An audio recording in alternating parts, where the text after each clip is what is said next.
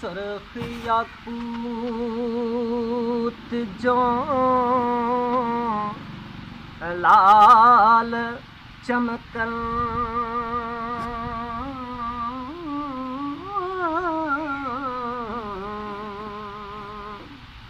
थोड़ी सेब वलती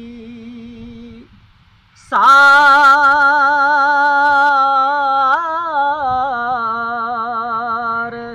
विचों दंद चंबे दी लड़ी के हंस मोती हो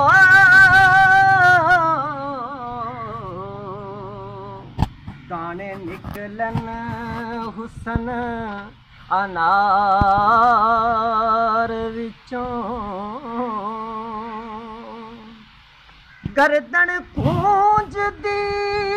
उंगला रवां फलियां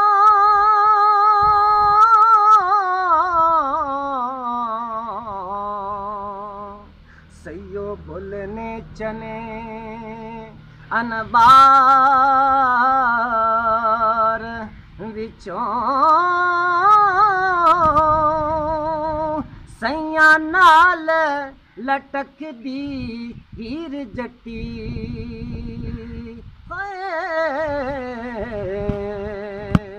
जिमें हरनियां त्रिठियां बार विचों